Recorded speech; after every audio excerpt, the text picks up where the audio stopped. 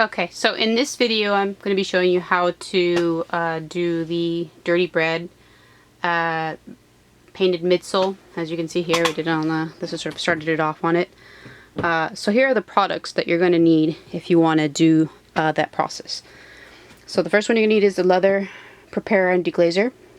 You're going to get the Angelus Black, Angelus Duller, Angelus Matte, and the jet black leather dye. And if you buy the set online, there's a $25 one. It comes with brushes, and it doesn't come with that. The $30 one comes with the matte if you want to get the set online.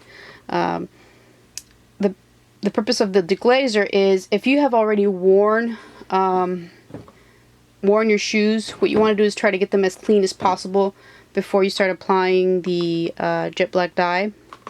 And then once you add the jet black dye, you want to take a little bit of black and add the duller to it, just a little bit. And then you would apply that coat on there. And then afterwards, once you're all done, you would apply the matte finisher.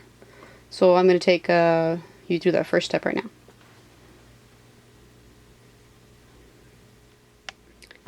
Okay, so here's the first step. You want to get that deglazer open. Take a couple cotton balls, and basically all I'm doing on the shoe is just getting it clean. If it had, because this particular pair has been worn, just getting all the dirtiness off of the sole, that midsole there, so that when you're ready to work, it's already cleaned up and ready to go. So gets that stuff off of there. So that's step one.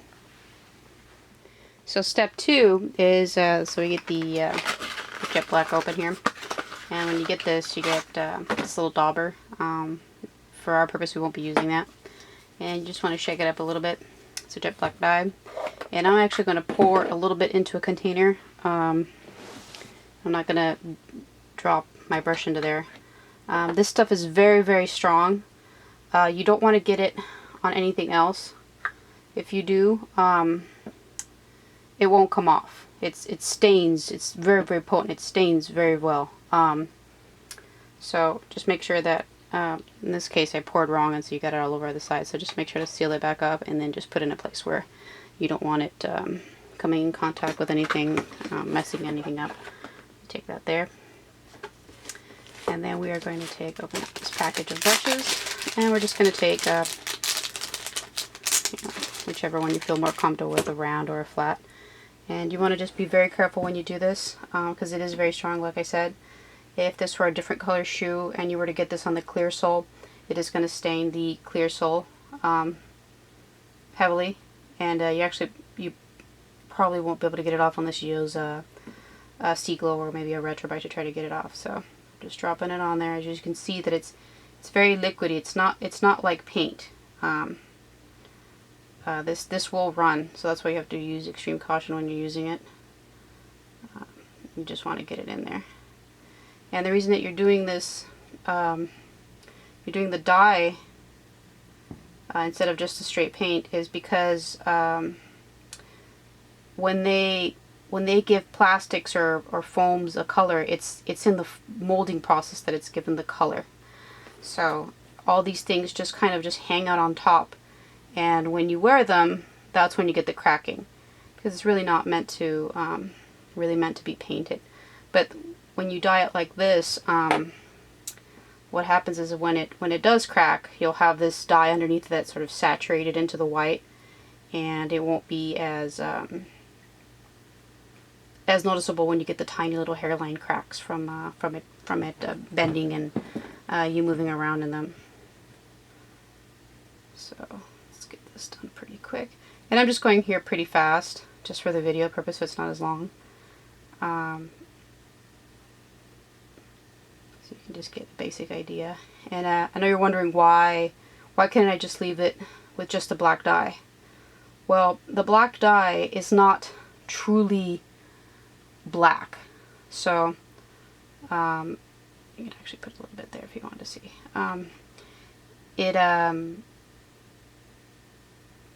It has sort of a purple essence color to it, sort of like if you painted with a Sharpie. It gives you that sort of purple essence color, and so it's not truly all the way black. So there you go. You could actually give it a couple more coats, and it would be, you know, all the way black on that. So that's step number 2. Let's set this back up here. So now in this third portion, we're going to be making the black. So you're just going to take some black. You just pour out as much as you're going to need to do what you're going to do. And the thing about the duller is you only want to add very, very little of it. Fortunately, we only carried in this 4-ounce jar, but you know, if you're going to be doing lots of customs, then it's just great to have. It allows you to create a factory finish, like a Jordan factory finish or a Nike factory finish when you use this product. So you saw about how much I poured out, and you could gauge it depending on what you're doing. You could adjust it. You'll see after a while, if you did a comparison of the black, just a straight black without the duller, and the black with duller, you'll see that it's slightly matte on it. You don't want to add too much, because if not, it becomes very, very fragile and it turns sort of chalky. The duller is very, very strong.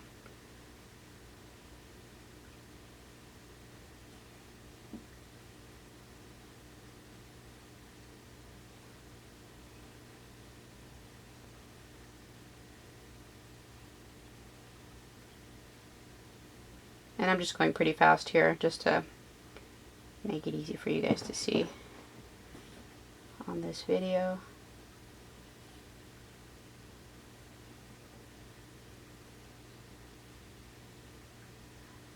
Alright, so there you go. That's step 3, painting it with the duller and the black. And in the final step, I'm not going to show that in the video, but what the final step does is you would add the a couple coats of the matte finisher to the top of that, and because it's dull, the black is dull with the duller, you want to just protect it a little more. It's great for durability. If for some reason you need to clean your shoes, or you got something on the sole and you need to clean it, it'll protect you when you're using some soaps or abrasive products on the midsole, so that it holds up a lot better. Okay, I hope this video was helpful. I did get a lot of emails, actually a tremendous amount of emails regarding doing this and what would be the correct way of doing it. So hope this helps you guys all out.